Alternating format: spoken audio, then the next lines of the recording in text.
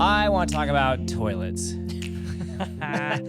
on this week of the Furlo Capital Real Estate Podcast.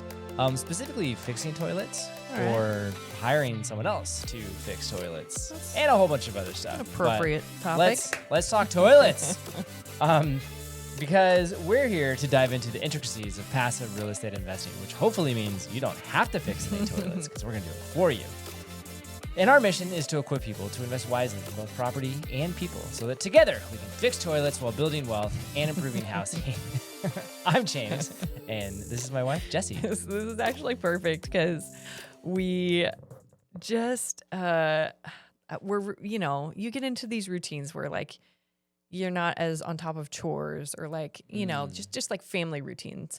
Okay. Not necessarily like maintenance or big level things, but I mean, that was the conversation of like, okay, well, what's a realistic expectation here of like what we can expect ourselves to do and our kids to do, and like, so tidy, I think, is an avoided word in our household. Yeah. Now the kids know we're like, it's tidy time. They're like, ugh. Oh man, yeah. It means we have to put everything away. Yes.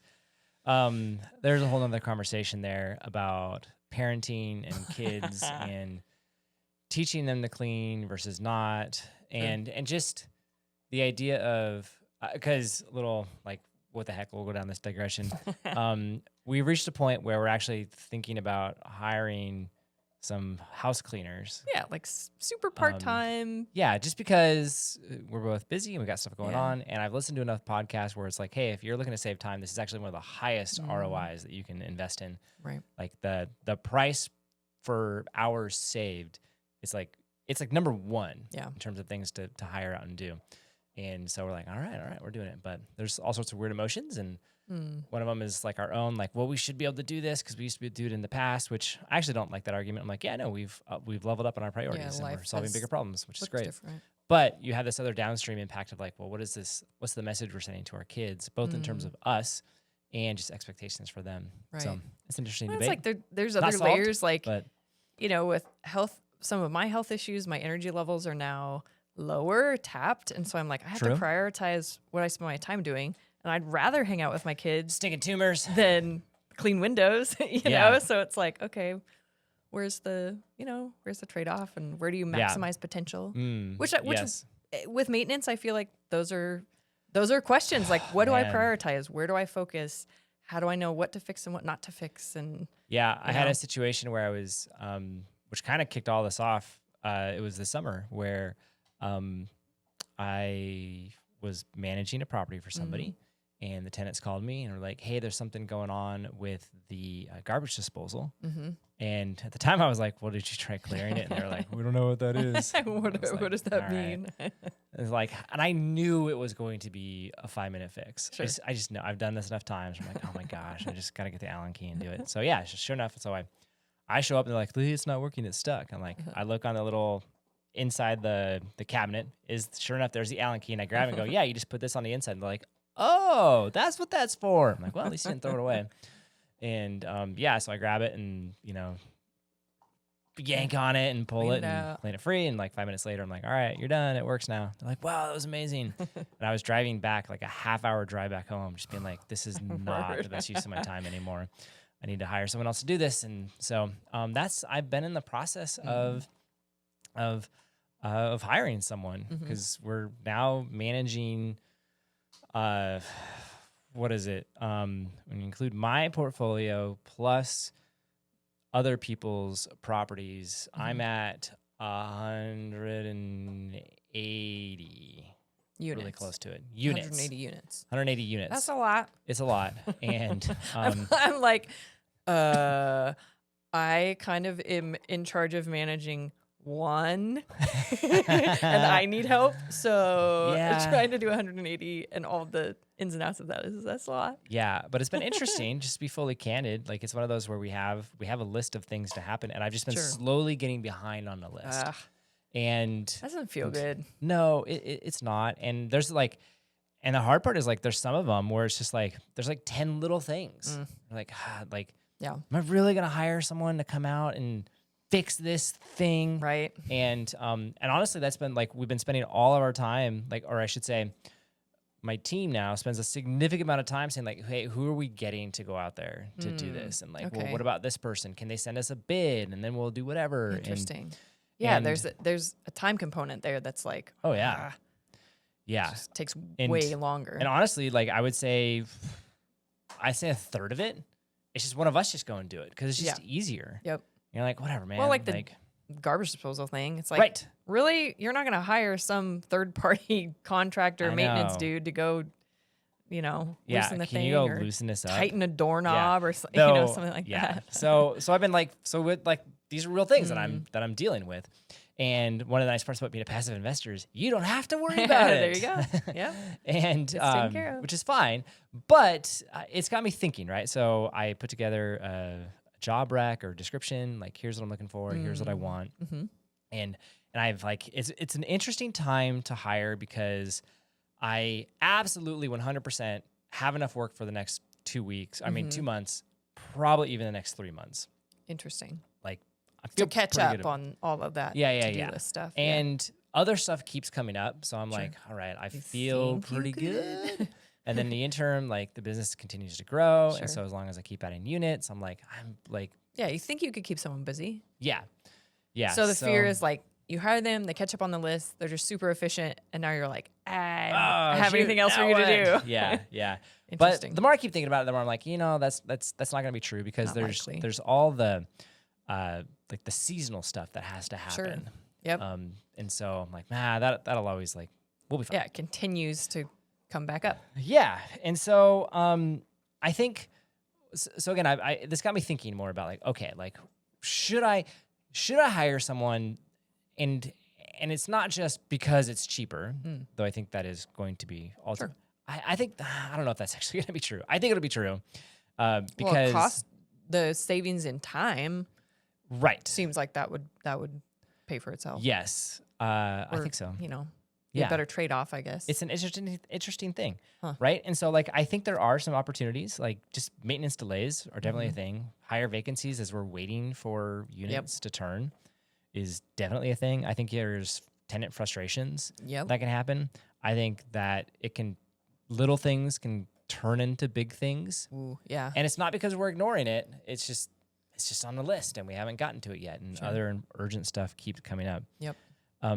I think just as an investor too, it just starts to erode into your returns for all those reasons, right? Because at the end of the day, like your net operating income is all about like the income piece of it. And if you don't have people in it because they're not ready, even though the expenses are low, the numbers still don't work out. Yep. So I've been trying to really think of it less as a cost center and more as like, no, this is a frontline defense for wealth preservation. Oh, okay. That's interesting. More think of it more as like an offensive move than a defensive move. Correct. Huh. I'm trying. So I've got 5 ways I'm trying to think of it that way. Okay, all right. I'm trying to justify this in my head like, oh, this is totally Here's your like, offensive justification. Like, this is actually a good thing. Oh my gosh. Dude, there are so many things where I'm like, but I want it. And I'm like, and I try to back into like, how can I justify this? Okay, so I could use some help. This is a rabbit trail here. Another rabbit trail here. I could use help on this one. I want to buy a 3D printer so bad I can't stand it, but I cannot justify the cost yet. It doesn't make sense. Because the one I want turns out super fancy and like not $200. And so like I need business justification to buy this thing because if I do it for personal, I got to get Jesse's approval. Right. But if I do it for business, I don't. Right. Yeah. It's just the business pays for it. And so, some of your ideas have been very creative, I must admit. I am trying. I'm not there yet. No spoilers. Spoilers. Yeah. So, anyways, if you got ideas to help me justify buying a 3D printer, would totally appreciate it. Hit me up in the comments or email me. Okay, but boondoggle keychains. For a maintenance tech, I could print a lot of boondoggle keychains. Give me some of your thoughts. Oh, that's a fantastic movie. Something happened. Okay. One more rabbit trail. There's so Eli Manning once did this like undercover football player thing where he showed up on a college thing. Yep. Did it, I well, remember that. Amazon has now turned this into a TV show. Oh, where they're doing it with other people, and it interesting. was It's like Undercover Boss. Mayfield, the quarterback for the Bucks. They did it with him, where he pretended to be like a super fan with a bunch of other super fans and get the back end tour. Super funny. Anyways, the reveal, or like the moments before the reveal, is they're doing a throwing competition, and he just like he launches this thing 60 yards, right? And everyone's like, "This is amazing! He's so good!" After him being like a total goofball for like the entire time beforehand. Anyways, he launches it, and someone in the background goes, "Uncle Rico." Josh is like, man, those are some deep cuts. I like these fans. Anyways, this has nothing to do with maintenance stuff, but good movie, it's all though. good. It's a funny movie. Highly recommend it. I don't know what age appropriateness it is for our kids, but not yet. I know that's a total another rabbit trail we could go on, but we won't. We're not tonight. going to. So, yes. Why we're hiring now? Again, we've grown significantly, and part of that growth demands internal consistency. Yep. And like I said, like it's weird. Like when I was back at just like 100 units, it was enough where it was like myself and I had another maintenance guy. We could handle everything. Yeah. But it's like just that adding that extra, 80 units. That's I know. nearly double. I know. It's like, for whatever reason, it's not just like, oh yeah, we just go out and find another maintenance person. It's weird. It's different. Yeah. Yeah, it is different. Hit a tipping point now to. Yeah. And I still think like outsourcing for specialized people is important. And we'll probably even use them for spikes in demand of like, hey, we got this thing going on. Like, would an example of that be like heating and air conditioning? Like you'd hire a specific technician for like something an like HVAC that. person, or it's just like, hey, we had multiple things happen this week. Like our guy can get to half of them. Let's get someone else in to handle the other half, just to smooth out the the issues. All right, that kind of thing. And are these like maintenance items? What I'm hearing or like gathering is it's more like fixing stuff, making sure everything's running well, as opposed to like cleaning carpets or like prepping a unit, like painting, or does it include all of that? It includes all of that. Okay. Maintenance, just like unit turns, is definitely one of them. I just have 4 units that just need a total paint, carpet, like the just works, facelift. Yep. where it's like this isn't a 2-day thing. This is like a 2-week thing, and I have 4 of them. Right now, and I've got another one in theory that's coming the end of this week. We'll see if she moves out. Keep someone busy for a while. Eventually, the sheriffs will make her. Well, theoretically, like you're saying, once you you might be right at that bubble, but once you hit a certain point, they'll get those 4 done, and then there'll be another 4 ready to go. I think so, just because it is going to cycle through. And so I think maintenance turns will be a regular thing. I think. And then there's just a bunch where it's like, it's just little stuff where it's like I got this property, it's mixed use, where like there's some graffiti, it needs to be painted over. Yep. There's this egress area that needs a grate put on top of it. There's a window that needs to be replaced. I have a couple where it's like window, I need new screens and stuff, where it's like none of them are hard, but they need to happen. And then there's like just there's gutters that need to be done, and what is it? The stuff you put on roofs, zinc that needs to be put on roofs, from Moss. Which I'm just like, that's a multi-day project right there, just from all the driving around. Even though it takes all like half an hour to do it, it's just like, okay, we got to go do it. Yep. And so there's things like that that I spend a lot of my time doing, driving around and doing them, and I'm just like, this is not like today I was out replacing some handles, some locks. Yeah. Because I was like, well, this has to happen. Someone's moving in. I don't know about hiring someone to do this. That's a weird, Mr. Contractor. So things like that. Yeah. Just regular maintenance type of stuff. We're not doing any structural, big rehab type of stuff. Not that. Like we would hire out for that one. So actually that's my second one, is like I was trying to think through like, here's what they're doing. So they're painting, they're patching, maybe putting down some LVP flooring, replacing fixtures, replacing appliances. They're doing preventative maintenance stuff like swapping out filters, testing and replacing smoke detectors, doing some weatherproofing, because in Oregon, like there's always weatherproofing. Always water. It's never not done. Just some other stuff like documenting things. Every task should just be logged and notated, and for owners, here's what we ended up doing, creating those I could see that being useful. logs. Sure. Because I do have owners like they log into our system and they check stuff. And they're like, oh, you did this and this, and it's like, like we did. If I were a passive investor or an owner, I might want to know how things are going and what you've been spending time on. Sure. Yeah. So that's some stuff that they'll be doing. And again, I was like, that's just like, that'll get us faster turns. That's going to reduce the vacancy and ultimately just give our investors stronger returns at the end of the day. It's good.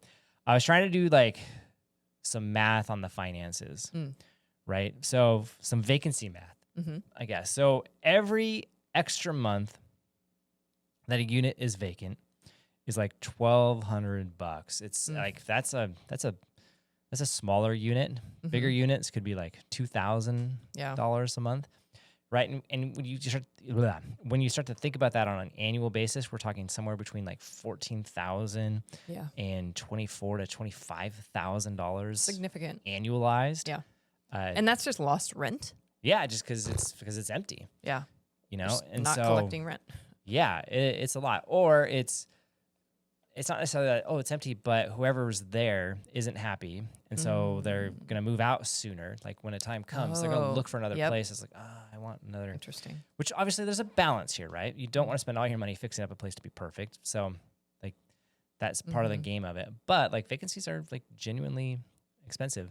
That's one of the reasons why I try not to put rent at the top of the market. Like I want to be middle, maybe even lower of middle, because people they'll stay. Because it's just like, it's not worth having 2 extra weeks of vacancy to get an extra $100 for the most part, right? Like if rents are $2,000 and I'm trying to get an extra $100 out of it, like that will take me 10 months to break even. Yeah. Right. And so if as a result of that, they only stay that 1 year because they go, this isn't that good of a deal, and I have another vacancy. Still lose money. Boom. Exactly. Like game on. But if I keep it down $100 and they go, man, this is great, we're going to stay here for 4 years, man, I won. Yeah. And so like that makes sense. Math. You got to strike that balance. Yeah. And just in general, being able to, so having people not move out and then just being able to do the turns faster, which again, I like the 100 unit, heck, even the 120 unit mark. Like I was really fast at doing turns. And part of it is I'm inheriting a lot of properties as well now. And so the conditions are across the board in terms of what they are. Would you say philosophically though, you would put money towards making things like usable and functional as opposed to like upgraded? Yeah. That makes sense. Because that allows you to keep your rents my own house. just in a normal, reasonable rate. You don't have to be top of the market because you're not getting the super fancy, high end, whatever. Yeah, and the way I've tried to think about it is there's different reasons why someone stays. For example, they do stay because of location. Well, that's like the number one thing. But the condition of the property, but then also the service experience. Like how friendly are we? Do they like us? Yeah. Are they cool paying us? If they reach out to us, do we respond quickly? Yeah. Things like that. And it's hard when it's like I'm out doing stuff. Like today, again, I was out replacing some knobs, and it was way longer than I thought it would take because I was putting in a smart knob and then giving everyone a code because instead of because it just but I had to punch in all the key codes, and there's like 17 of them. It was I'm like beep, beep, beep, beep, beep, beep, beep. But anyways, someone sent an email during that time, and it wasn't an emergency by any means, but it was like I didn't get to respond to him until I got home, had texted everybody the new code so they had it, and then I replied, which meant we weren't going to meet today, we're not going to meet tomorrow. It's not the end of the world. Sure. But it was a one delay. Of those, I could have actually got that thing handled today. Now it's going to go tomorrow, and that's what it is. So interesting. Yeah. I think number 4, there's some risk management that happens for investors. I just think that like professional conduct is a thing, and it builds trust with tenants as well. And they go, okay, yeah, like they're doing this right. Again, we've already talked about how it preserves the asset itself. Better, which I think is good, and I think it just helps us stay I said like compliant is maybe a good way to say it, or like I have more control knowing that things are being done right. Yeah. And I like that, or at least consistent at the very least. Yeah. Well, and there's something to be said about when you hire someone to do a specific role, instead of you splitting your time to do two different things, you're now trying to become an expert in both of those and trying to balance and jumping back and forth. Whereas it's like, no, I'm hiring this person to do this thing. They're going to do it super well, and they're going to have a super high standard, and they're going to practice doing it over and over again. Like you're saying, they have that level of professionalism or experience, or, just that's what they do. They get really good at it. Yeah, and it's been really interesting talking and interviewing with people before we get to the last one.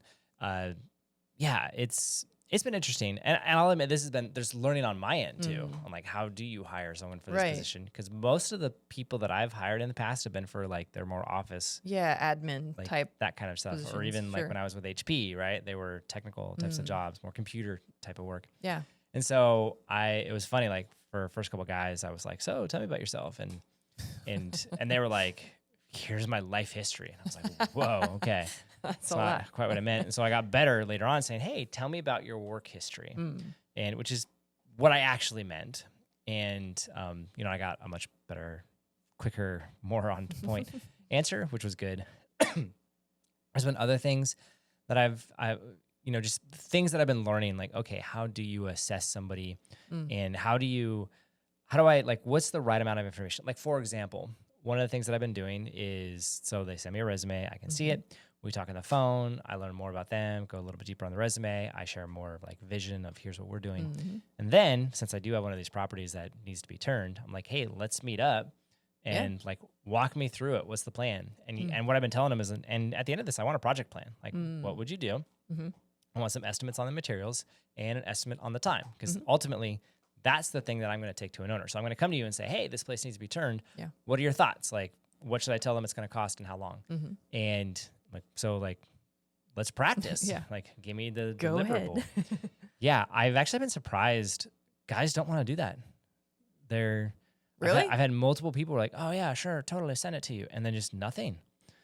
And they just don't ever respond at all. Or they might ask a few clarifying questions the next day, and then they just don't do it. I don't know. Weird. It's very weird. And this is one of those where I'm like, am I not describing this well? I mean, and I'm kind of like, hey, you get a half hour, which is plenty of time, trust me, to like walk around, take measurements, do whatever you need to do.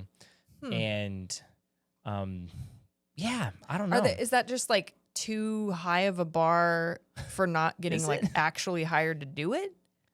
It doesn't feel like it, but maybe. And maybe that's it. And so I've tried to get better as I've had more of these, to be like, hey, look, I'm not looking for the line by line, count every screw analysis. Yeah. But I also don't want the single high level number. Like, I'm looking for the medium, like, and I'll give an example where I'll be like, look, I'm looking for you to say like, hey, we're going to redo the flooring, paint the walls. We're going to fix some of the appliances. We're going to redo these things, and I tell them, I'm like, there's going to be 5 to 10 line items I can bundle together. Sure. And then you don't need to list out all the materials, but, I kind of want an estimate of the materials. Yeah. Like, and, kind of, you might, depending on your comfort level with doing something like this, you might need to do more research, but like, that's ultimately what I'm going to send to an owner. Like, that's what they want to see. Yeah. And then I want to tell them like, hey, it sounds like this is going to take 2 weeks, or, oh, this should be a 2-day thing, or like, oh man, buckle up. Like, we're going to be at this for 2 months or something. I don't know. And because ultimately I'm going to pad it and, and set expectations for them. And so so it doesn't have to be perfect. Sure. Like, ideally we don't go over, so, it's been interesting. But I'm like, but part of me is like, this is something I need. Like, I'm not making up, like, I'm not trying to make a hard, and this is the other thing that I've been wrestling with, right? Again, as someone trying to hire someone, I'm like, okay, who am I looking for? Like, am I looking for that expert person who's done this a ton of times? They know what they're doing. They know the costs. They know their time. They know how to do everything. They actually could be a supervisor or an estimator and do all that, like, actually a highly skilled person that I don't actually have the budget to pay for. Or am I looking for that, hey, I'm looking for my first time job. This looks interesting. I like tinkering on my car, so maybe I will like this. And or something in the middle. Which someone like that is like, they're like, I have no idea how long this is going to take or what it is. I've never done this. And part of me is like, okay, is it worth it to me to get someone like that and then train them or not? And I'm leaning more towards like, no, I want some experience because you can hire for like, you have skills is one area, but then like I'm going to say like attitude or aptitude maybe is another one. Sure. And kind of depending on what the role is, you can kind of like, you can go one or the other. The example I've heard is like there's some things that are, from a skill wise, it's not very hard. Let's say like a receptionist type of job, right? The idea of answer phone calls pretty quick, take good notes, figure out what they go. I can train someone to do that. I'm going to hire purely for attitude. Someone who's got a bubbly, it's harder for me to teach someone to be bubbly on the phone, greets people well, than it is for me to teach them how to properly take notes and make sure they categorize it. Okay, that makes sense. Whereas to go the other end, right? If I was hiring a data scientist, that one I'm going to be like, I kind of want you to know the math. You need to do the job. Yeah, I'm going to put up with a bad attitude. And I can do a better job of teaching them. Here's how to present with a smile, as opposed to like here's how to the actual technical skill or whatever it is, like roofing. Like I don't sure. I don't know that. I mean, I know it's not actually that hard, but or doing electrical work, right? Like if there's an electrician, I'm like, man, if they do a good job, I'm kind of gonna put up with it. When I'm just curious, like when you're pitching this idea or I guess doing this interview with these maintenance guys, how do you frame it for them? Are you like, I am looking to hire someone to join my company to do ongoing projects? Or are you just like, I got a few projects and I might want to hire somebody to get those done. So I'm just kind of checking out a few different options, because like if I were a contractor, I would treat those differently, If you're just like, oh yeah, I got a couple projects, I'd be like, okay, whatever, like cool. But if I knew like, oh, this is like potentially like a full-time gig, like get hired for a company to do ongoing work. Yeah. The way I tell people and what I've listed it for is like, hey, this is a full-time 40-hour a week W-2 job. And it's hourly. It's not salary. And part of it is I tell them like, no, I need you to track my hours because part of it is I bill it back to the homeowners. So like I need to know. Yeah. And so, but I tell them, and what I told them is like, look, I already have a backlog of work for the next 2 to 3 months. Like I can already tell you what you're going to be working on every single day. So that part's not a question. Yeah. I'm like, and I'm getting big enough where there'll be new things that pop up because there is every single week. Yep. And I went, so I'm like, so I can't look out 6 months and say, oh yeah, absolutely. But what I can say is I know there will be something because there always is. And there's just the regular maintenance stuff that I went, worst case scenario, I've got a yard guy. You can do the yard maintenance instead. Like I've got stuff that needs to happen. And I dial it back on some of the contractors that I've got and have you do it. Work. Yeah, give the work to them. Yeah, so I'm like, so there's things to do. And what I'll tell people is like, and my goal isn't to stay at this 180 realm. Like I would love to hit 200 by the end of the year, and I feel pretty good that'll happen. By the end of next year, I want to be closer to that 400 mark. Yeah. 300 to 400 mark. Yeah. Recognizing that like half of it is mine, so I don't know if it, whatever.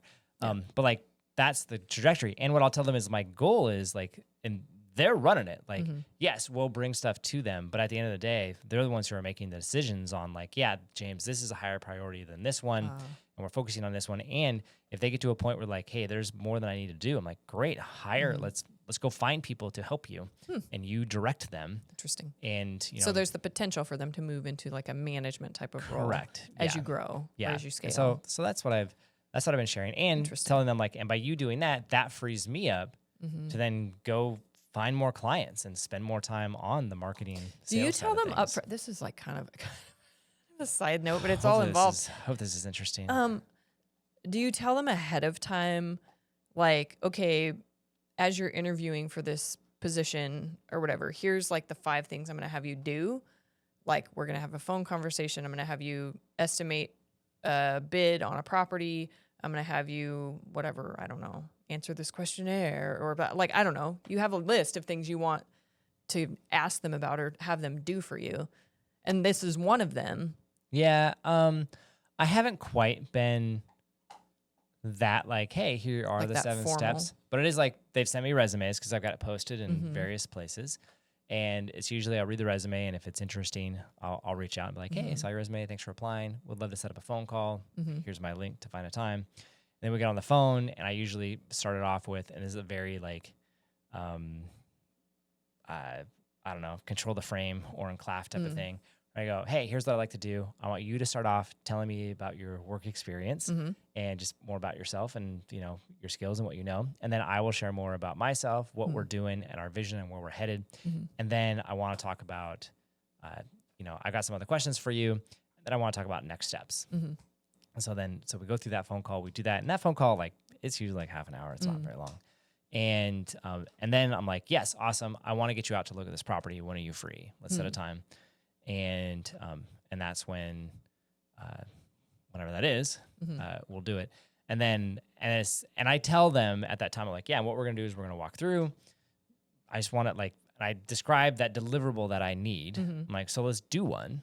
Let's just see what that looks like. And so that's when they'll go. And in theory, they'll give me that deliverable. And then I'll look at it. And if I'm like, yeah, like this is what I'm looking for, I'm going to hire them. And then it is more of a, hey, you're hired. Here are the terms. Here's the, you know, the employment letter, whatever. Yeah. And then once they sign that, there's just some onboarding stuff. And yeah, I've got, I'll have them take some of the personality test type stuff because I think that's interesting. Just helps with team communication. In addition to filling out the, whatever it is, the other. I-9 forms and all that other legal stuff that has to happen. Interesting. Yeah. I wonder if it's not, like, in my brain, that sounds like what you just described sounds like a classic business interview. Yeah, it is. And that's what I know. You hit all the steps of like, yeah, I'm going to learn about you. I'm going to share my vision. I'm going to have you test this. I want to like test to know you, make sure that you know the skills. Yeah. And I'm wondering if like, if contractors just don't, like, that's not a typical contractor interview, you know, perhaps, I don't know. Yeah, I don't know, because in a perfect world, once I have this first person, the next person, you'll like, learn. I'll talk to them. I'll be like, hey, we're looking for this job, and I might have them look at the resume and have them go, oh, I'm interested in this person. I'm like, okay, cool. Let's have them work with you for a day. We'll pay them for a day's worth of work, and then just give me their feedback. Yeah, were they good? Yep. And that'll be the test. Interesting. But oh boy, here comes trouble. Hey, buddy. And so, yeah, in a perfect world, that's eventually how it'll work. But I'm not there yet. So I'm kind of like, I'm trying to do what I know, which is probably why I'm looking for more of that. Like, I want someone who's a little more skilled, can work on their own, can do this deliverable estimating piece. Because I could be the one who does it, but I also don't want to have to set up the card table and do the direction each day, because I've done that game. That's and it can work, but I'm like, nah, that's not where I'm at. Yeah. Okay, number 5. Oh, man. Yes. Lots of rabbit trails. That's okay. That's all good.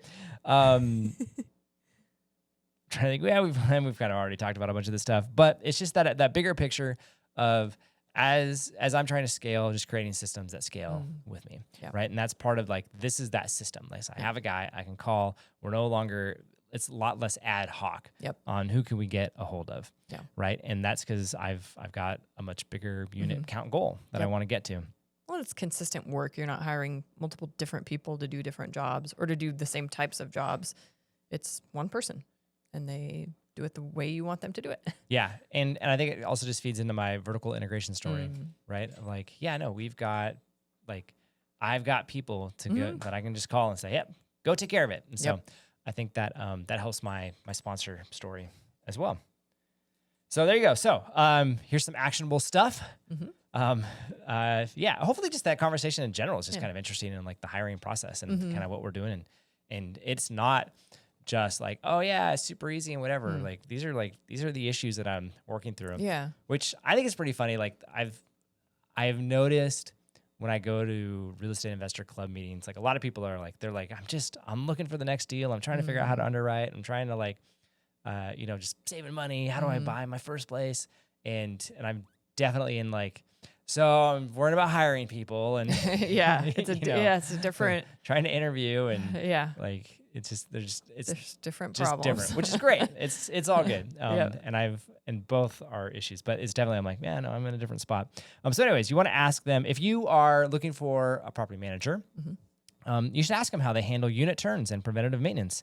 Do they just rely on vendors or do they have an in-house type of person? And it's not necessarily like yes or no, go for this, but like really try to get like, how do they think about it? Why do they have that person? And that kind of stuff. If you're a passive investor, when you're looking at a sponsor, again, don't just, and we've talked a lot about this and we will continue to talk a lot about it, but when you're doing your due diligence on the property, right? Yes, you absolutely want to look at the sponsor and ask them questions and learn about them. But part of it is you want to know about that construction plan and their maintenance plan. And like, how are you going to make sure that things get done? And is it an in-house deal? Or are you going to hire out and how are you going to get that person to show up? Yep. We've got this one project that we've been like, he was supposed to get it done today. And he texted in the middle of the day and was like, sorry, something came up, can't do it. We're like, oh my word. Okay. Whatever. And so I think it's kind of, in a lot of ways, maintenance is like, it's where, it's kind of like where the wealth building rubber meets the road in a way. Yeah. And that's the thing that's going to preserve wealth. And I am learning to appreciate it more. I hate paying for maintenance stuff. Yeah. Wish I never had to. I mean, I love dealing with tenants. We deal with tenants all day long. That part's great. But man, the maintenance piece, I'm just like, I don't want to deal with it. And so, but I'm learning to appreciate it for what it is and how it really does help build and preserve wealth over time. And that is good. So there you go. That's all I got. That's a lot. So hiring someone, it'll be good. Hopefully by the time this airs, I do have someone on the team. Yeah. And it'll be great.